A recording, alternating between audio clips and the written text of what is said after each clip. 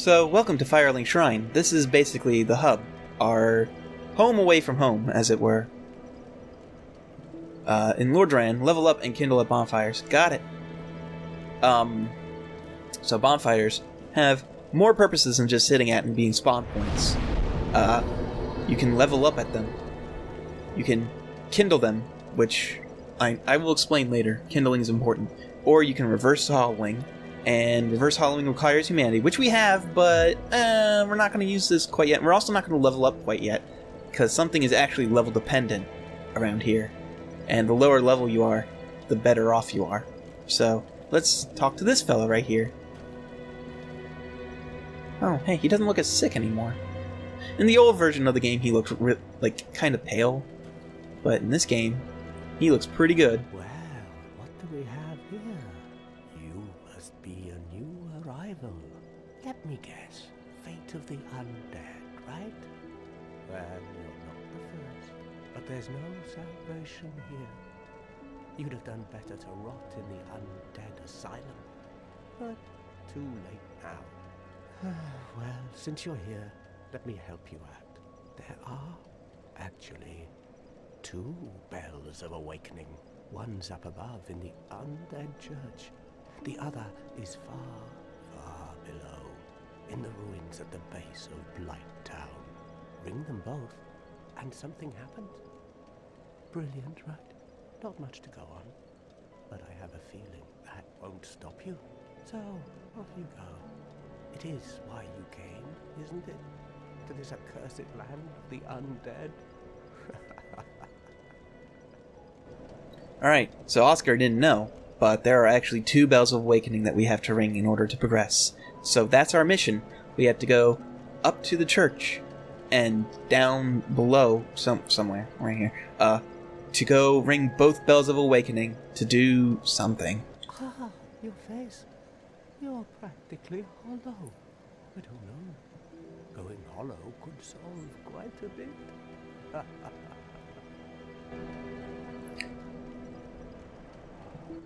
What? Restoring your humanity? Well, there are a few ways to go about it. Collect it bit by bit from corpses.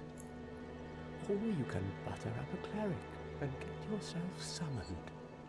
And the quickest way, although I never do it, is to kill a healthy undead and pillage its humanity.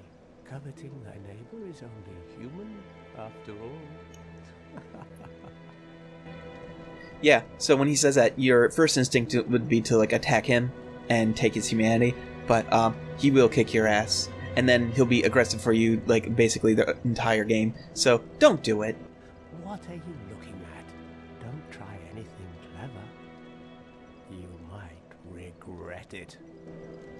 Yeah, see? Even he knows it. What? You want to hear more?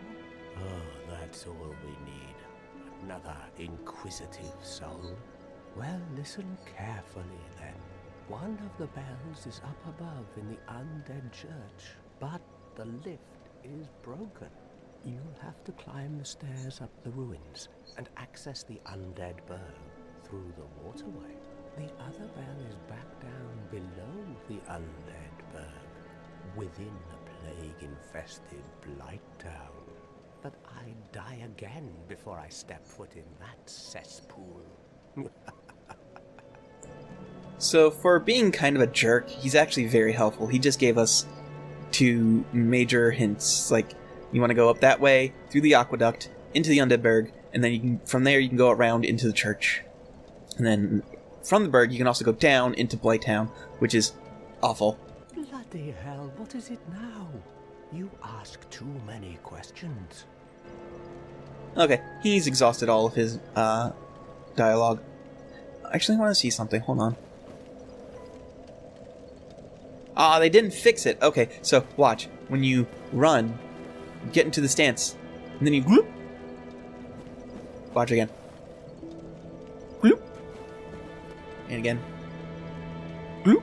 Alright, so basically, that's an issue with the skeleton. It defaults to the male pose of standing still, but since I'm playing a female character, it has a different model for standing still, so it just sort of like phases into the female default standing pose, which is kind of weird, but you know, whatever. It only happens when you run though. Alright, so let's show off humanity. So the nice thing in this remake is that you can actually use multiple items at the same time.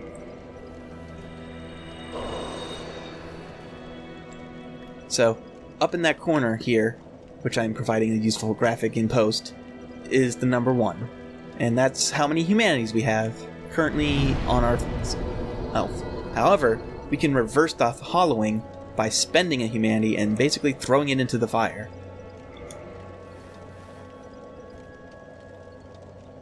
And thus we become human, which gets rid of that leathery, like, sheen that we have. I think we can still see the dark sign, technically. Oh, no, you can't. It's actually pretty gone. So going human has a couple of benefits if you're playing in online mode. You can start being invaded, which is not a benefit at all, by other players, and they can kill you for extra souls, but you can kill them and get their souls instead. And you can also put down summon signs and be summoned, or you can summon other players. Right now, because the game's pretty new, there's a lot of people playing, so that's why I'm playing on offline mode, because I don't want to be invaded all the time. I don't think you can be invaded in Firelink anyway, so it's fine. Everything's fine. But that level dependent thing, we're gonna go do that right now. If we go up this way, there's this guy right here. Kind of chubby, actually. Hello there. I believe we are not acquainted. I am Petrus of Firelink. Have you business with us? If not, I'd prefer to keep a distance, if possible. Yeah, this is Petrus of Thorland. He has a bowl cut. Hello there. I realize that I have requested that we retain our distance, but I also want you to know that it is not meant in ill will. Here, take this as a token of peace. No, go ahead. It's for you. Gee, thanks. Oh my, you again. Oh, I know. How about this? I have to await my companions here anyway. So what if I were to teach you some miracles? Would that please you? Sure, why not? Very well. Then first, a covenant with the gods. We don't have a covenant. Oh, hey, I forgot to get this the first time I played. I played a little bit before this, but yeah. Sure, why not?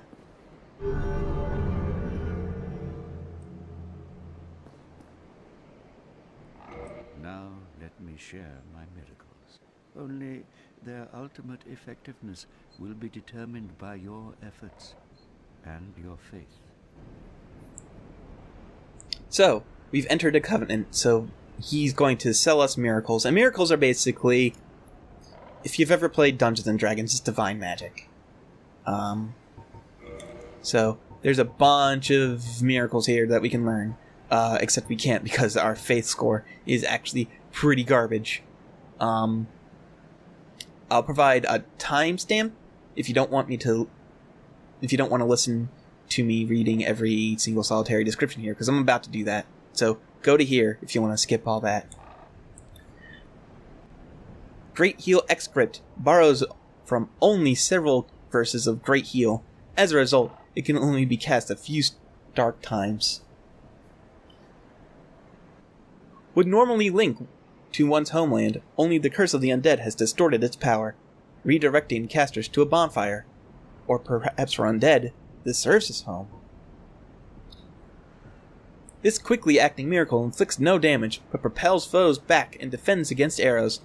Cleric Knights use this miracle when charging into enemy mobs.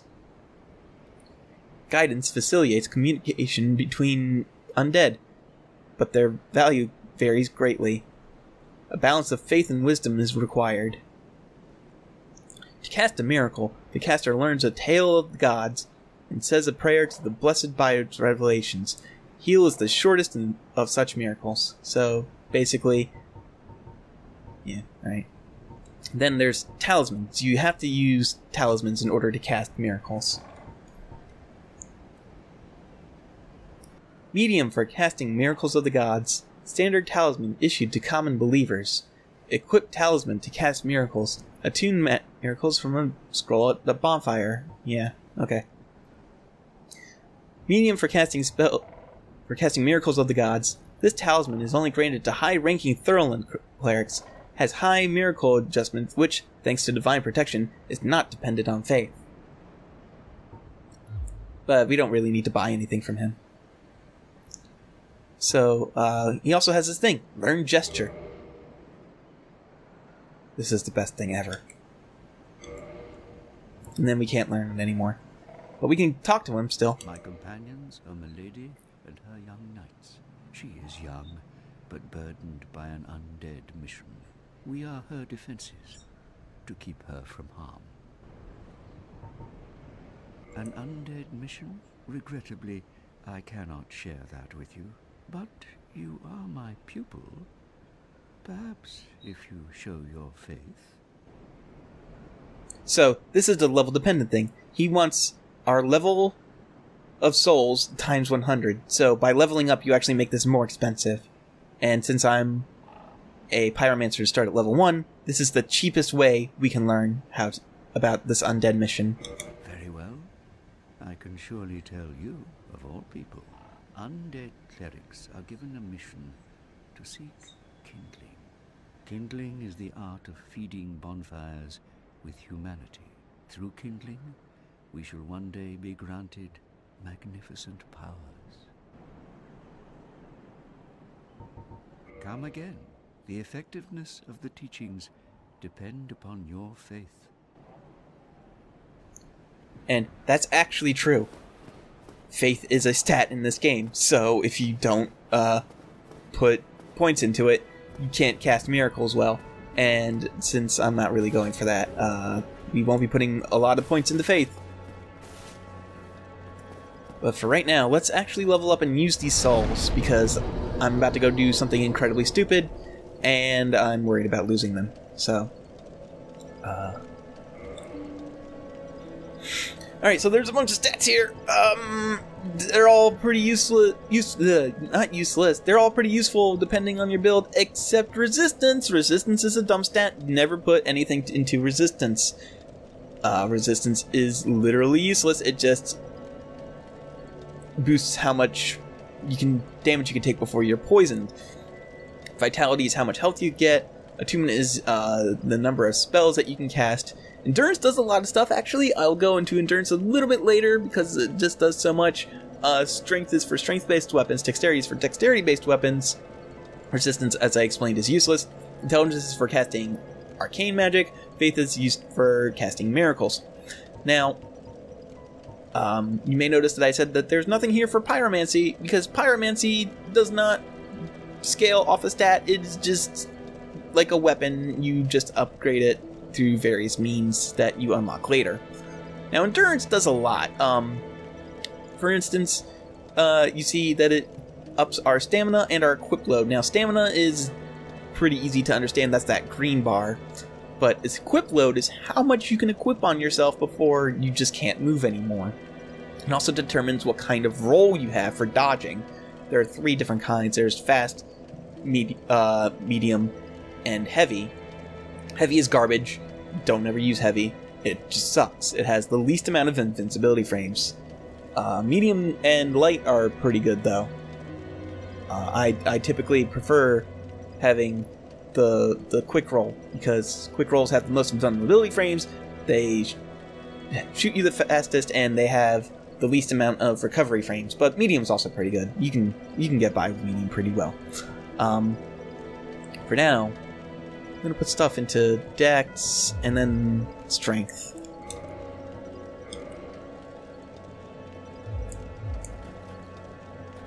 Alright. So, when I said I was gonna go do something stupid, I meant I'm gonna go do this. Oh look, it's our bird friend.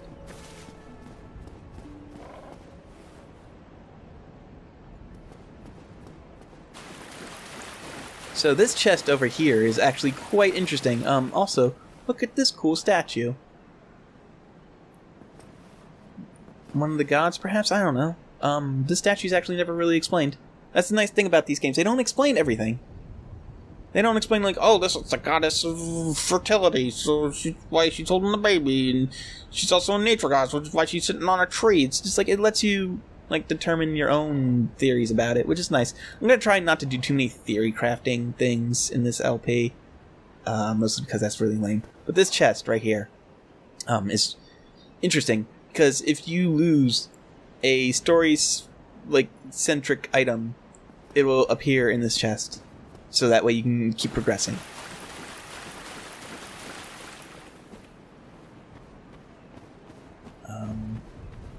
So, actually, wait. I know a better way to approach this. Okay, let's go back to Petrus.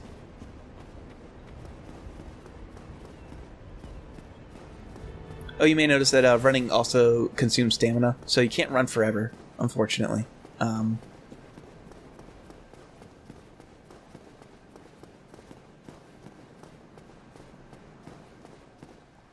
So this doesn't look safe to drop down, and that's on purpose, but... Whoop, yeah, it's fine.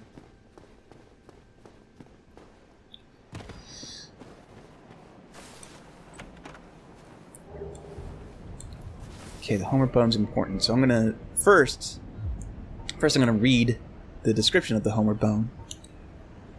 Bone fragment reduced to white ash. Returned to blast bonfire, used for resting. Bonfires are fueled by bones of the undead.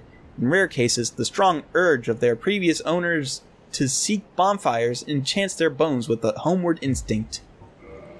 Basically, it translates to, use this, and you can go back to the last bonfire you rested at.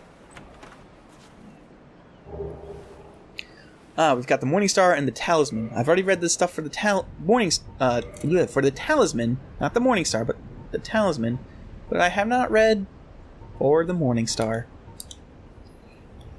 Hammer with a sharp spike on his pommel. One of the more barbaric cleric weapons. Uniquely, this hammer inflicts thrust damage and causes bleeding. Bleeding's kind of important. I don't really like the Mace's moveset, though. It's kind of really slow. It doesn't deal as much damage as I prefer from having a weapon that's that slow, actually. I prefer slow weapons, but it's, Oh, I also missed out on the cracked red eye orb. Online play item. Invade another world. Hollows cannot use this item, so this is a benefit of being human, that you can invade other players. Defeat the master of the world you have to acquire humanity. The cracked red eye orb allows players to temporarily invade this... to temporarily imitate this ability normally limited to the dark race of Kath. And then Lloyd's Talisman. Talisman utilized by all Father Lloyd's cleric knights to hunt down the undead. Blocks Estus recovery within a limited area. In the outside world, the undead are cursed creatures, and Lloyd's cleric knights are widely praised for their undead hunts. This blessed talisman blocks undead recovery, allowing the knights to fight with impunity. So basically, if you're... This is a big area for invading other players. It gives you the means to invade them, and it gives you the means to keep players from healing themselves. So, alright. Time to haul ass. So these skeletons are badass, actually. Skeletons in this game are quite deadly. So I'm not going to sit back, I'm not going to read item descriptions. I'm just running around. I'm going to collect all the items that I can.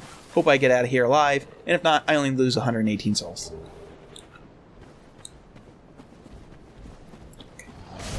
Ow! Oh, yep, see, that's a pretty common occurrence over here.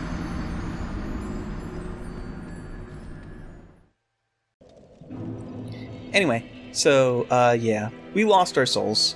When you die, you lose your souls, and you can also turn hollow. So I don't think I'll be going human too much, because I won't be getting any benefits from it.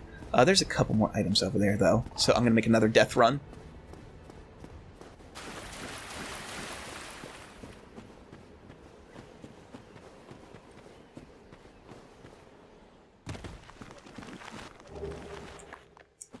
shit, that's not what I wanted. Damn it.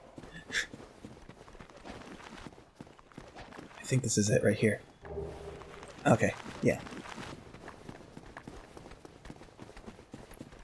Alright, I'm gonna haul ass back to the bonfire. Because they will follow you into Firelink. It's kind of rude, actually.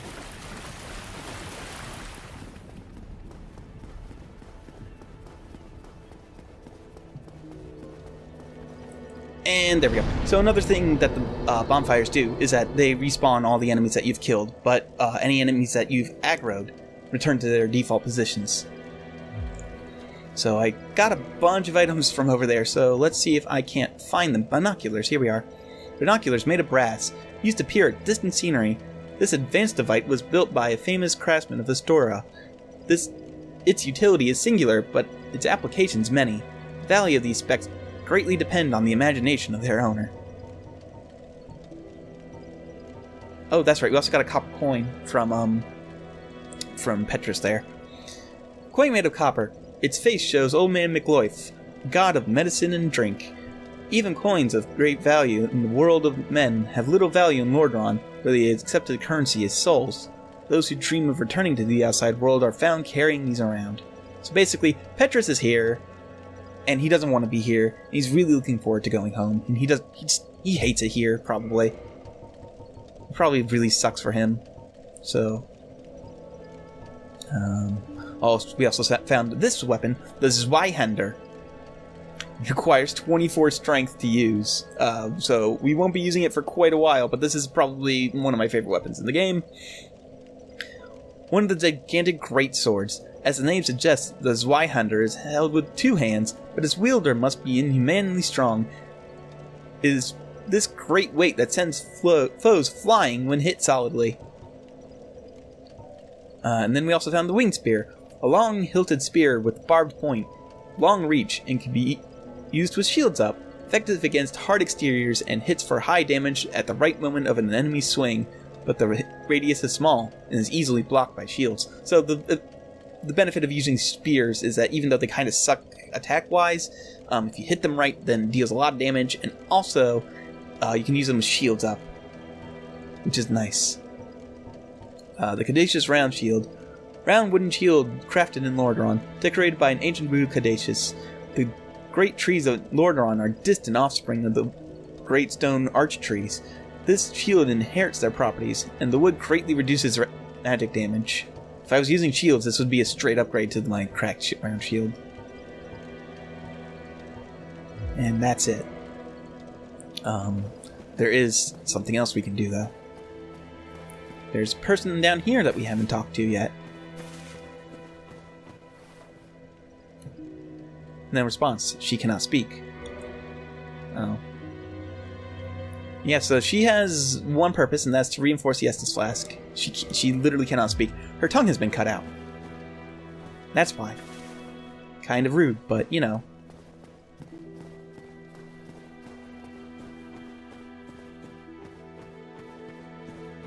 Now, this is someplace we're not supposed to go, and this is actually the way to Blighttown if you chose the Master Key as your starting gift. I did not, so, you know. We're just going down here for shits and giggles. Oh, look at all these statues. Kind of weather-worn, like nobody's been down here for a while.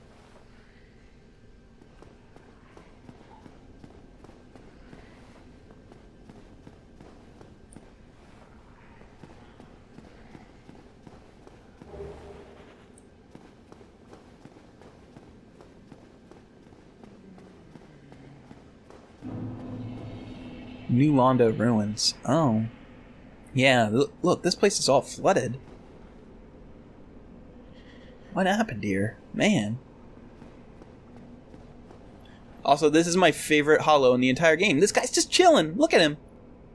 He's so, like, he's just looking out there. He's looking at the sun, it looks like. Yeah. You're alright, dude. You're my favorite character in this entire game, probably. No, you're my favorite holo, at least, anyway. This is unusual. You haven't lost your head. And more importantly, you're free. How on earth? Well, shouldn't pry. I'm Ricky at Vinheim. I was once an established smith. Look at me now. Can you believe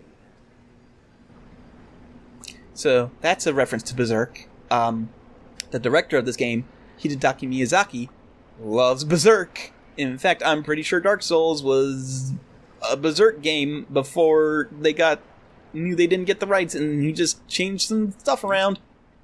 What is it? Have you? Oh no. Don't worry. I've no intention of escape. It's safe here. Can't bear the thought of going hollow out there. Although, I must admit, there's not much to occupy myself. How about this? I could forge your weapons, albeit with rather minimal tools. I'll show you what made me the best inventor. So yeah, he has the ability to upgrade your equipment, but I don't have any of the stuff that needed to do that.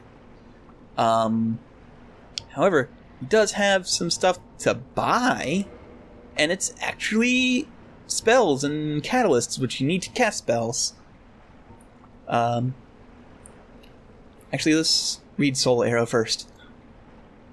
Elementary sorcery. Fire Soul Arrow. Soul arrows inflict magic damage, making them effective against iron armor, tough scales, and other physically reliant materials. Or no, resilient materials, excuse me. Heavy Soul Arrow. Soul sorcery emphasizing power. Fire Heavy Soul Arrow. A more powerful, but also slower sorcery, difficult to use due to a long cooldown and a limitation on the number of castings. So, this is your magic. And then the catalyst. Sorcery catalyst used by sorcerers of the Vinheim Dragon School. So, I'm not going to read that. That's just how to use it. What is it? There's nothing to talk about. We're both cursed, undead. But what's there really to moan about? What is? There's nothing. We're both.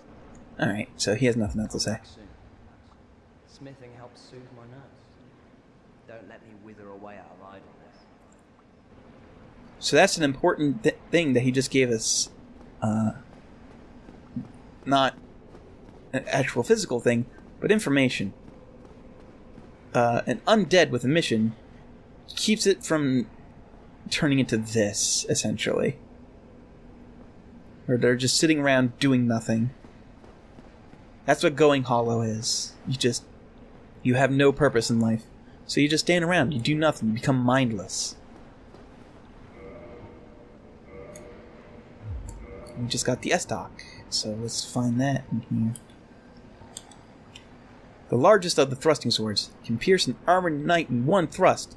The blade is also sharp, allowing slicing as well. This is a really good dexterity weapon, if you're into that sort of thing.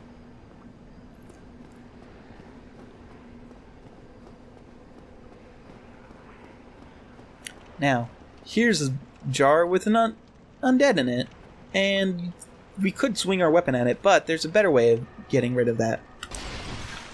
You just roll into it. Transient Curse. Let's read what that is. Limb of the victim of a curse. Temporary curse allows engagement with ghosts. The only way to fight back against ghosts, who are cursed beings, is said to become cursed oneself. The safest method, however dreadful, is to cut off the arm of the dead. So basically, gives you a tool for handling the enemies down here. Ghosts. They are immune to physical damage and only take damage from magic. And if that sounds annoying, it is. But that's what the Transient Curse is for. The Transient Curse basically... Oh, okay. That was rude. I was talking.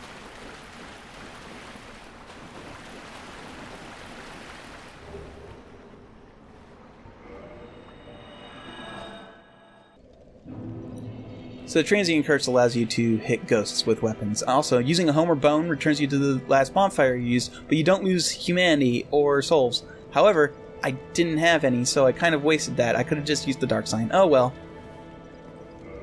But we did get a Firekeeper Soul. I should read that definitely before doing what you need to do with it. Soul of a long-lost Firekeeper. Each Firekeeper is a corporeal manifestation of her bonfire, and a draw for the humanity which is offered to her. Her soul is gnawed by infinite humanity and can boost the power of precious Estus flasks. It can be used to gain humanity and restore hit points at the cost of losing the Firekeeper Soul to reinforce Estus flasks. I think it gives you like 3 or 5 humanity instead of the normal 1, but there's a much better use for Firekeeper Souls. So, even though she can't talk, she can reinforce the Estus flask. So now it heals more. Technically, you're not supposed to really know about that little trick down there. It's an early Firekeeper Soul. If you're willing to either die or use a Homeward Bone, or even just straight up run away to get it, then, congratulations. You got it. And I believe that's all we can do at Firelink for now. So, onward to the actual game.